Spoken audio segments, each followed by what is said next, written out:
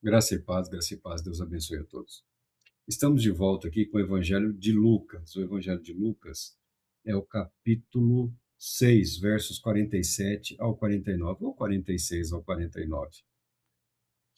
É apresentado como se fosse uma parábola de Cristo Jesus. Num dos livros aqui, dá um título, Os Dois Fundamentos. Aqui, nessa leitura que eu farei, a parábola do sábio e do insensato. Diz Jesus: E por que me chamais Senhor, Senhor, e não praticais o que eu vos ensino? Eu vos revelarei com quem se compara aquela pessoa que vem a mim, ouve as minhas palavras e as pratica.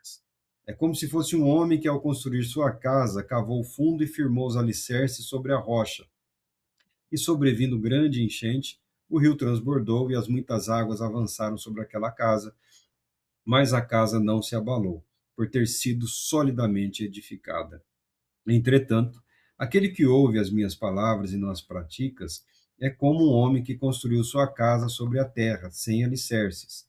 No momento em que as muitas águas chocaram-se contra ela, a casa caiu e a sua destruição foi total. Graças a Deus pela sua palavra. Este é o ensinamento de Jesus, muito conhecido. Esse é um dos ensinamentos no contexto de parábola, né, que tem o objetivo de ilustrar a importância da obediência.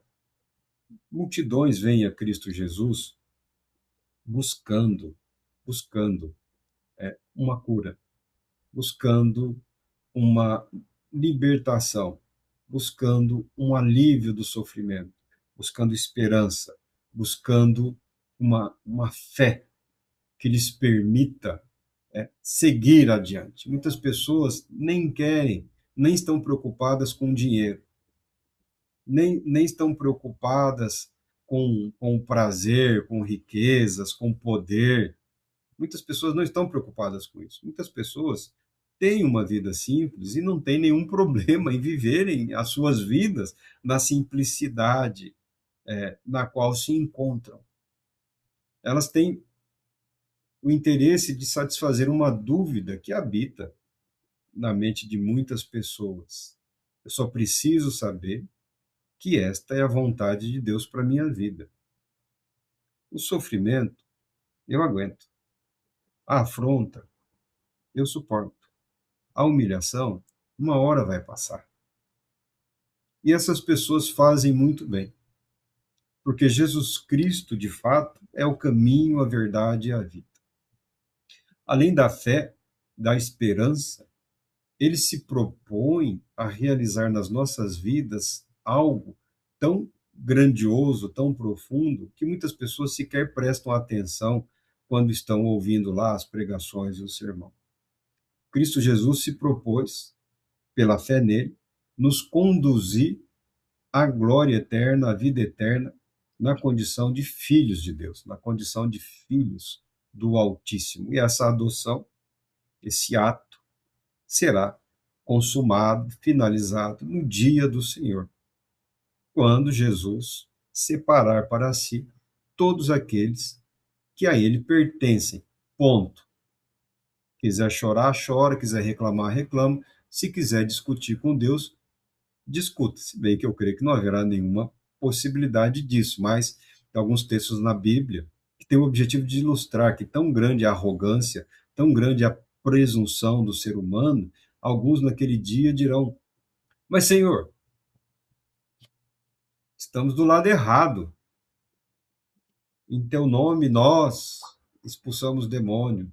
Em teu nome nós realizamos milagres. Em teu nome nós, aqueles que colocam os seus próprios nomes e feitos ao lado do nome de Cristo Jesus. Sabemos nós que Deus não divide a sua glória com absolutamente ninguém, com absolutamente ninguém, tá? Aquele que viveu dizendo que estava servindo a Deus, mas na verdade estava se servindo da fé das pessoas em Deus. A Bíblia e no texto que Jesus fala são só os tops, são aqueles que mais chamam a atenção, os que profetizam, os que operam milagres e os que expulsam demônios, tá? Jesus cita como exemplo, se é que é possível desejar dons e ministério, aqueles que têm maior destaque entre as pessoas.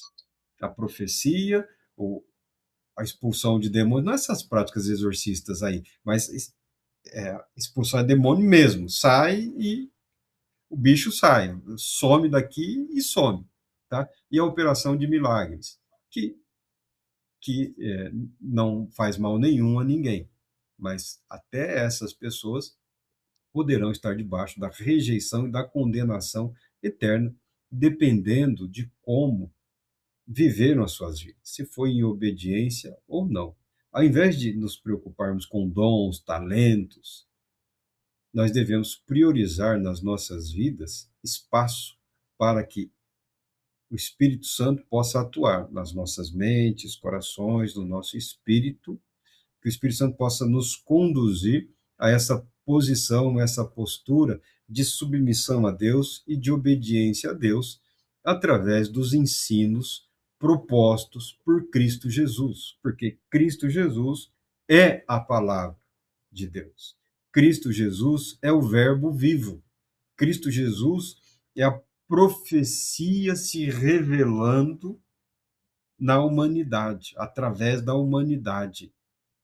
Em Cristo Jesus, Deus está conosco, seres humanos ali, partilhando, participando da condição humana, sem pecado, mas participando da condição humana, com, compreendendo, vivendo, experimentando as consequências do pecado, do sofrimento, fazendo-se ele, inclusive, pecado por todos nós, por toda a humanidade. Aí vem Cristo Jesus e chama a atenção dos seus discípulos, talvez no momento de euforia, no momento de empolgação, que o ministério de Cristo Jesus passou por uma rejeição inicial, depois todo o bem que ele realizou ganhou repercussão, teve um reconhecimento, ou seja, um crescimento do evangelho, a ponto de das notícias chegarem, ó, tem um profeta entre os judeus lá, ele está curando, está libertando, está fazendo o que ninguém mais faz. Pessoas, tá, dos povos vizinhos aí, a notícia chegando às nações distantes, os judeus da dispersão, querendo saber quem é esse novo mestre, quem é esse Jesus. Então passou por uma crescente popularidade, chegou num auge. Talvez os discípulos tenham, em alguns momentos, se empolgado. E na empolgação, talvez alguém tenha dito ou feito algo que não era próprio de um discípulo de Cristo Jesus. E ele chama a atenção dos seis. Olha, vocês me chamam Senhor, Senhor, e por que não estão praticando o que eu estou ensinando? Viver. Viver a fé. Nós vivemos pela fé diante de Deus, mas devemos permitir que o Espírito Santo nos conduza a uma vida em fé. Vivermos em fé, vivermos em obediência, vivermos em submissão, vivermos de modo a agradarmos a Deus em Cristo Jesus, que é o desafio proposto, é o grande desafio, é o maior desafio, porque nós somos cheios de nós mesmos. A verdade é essa. Tenho muito de mim em mim mesmo. Tem muito do Marco Antônio no Marco Antônio. Tem muito de João no João. Tem muito de Maria na Maria. Tem muito de Pedro no Pedro. Nós devemos permitir, pela fé, que a atuação do Espírito Santo nos conduza a essa obediência e submissão, para que no dia do Senhor não sejamos envergonhados.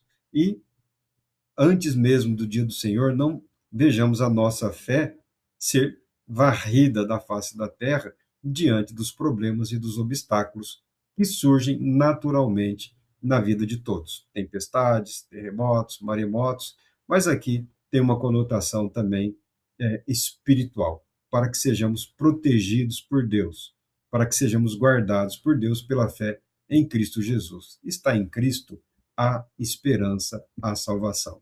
Deus te abençoe, te proteja e conceda paz, muita paz.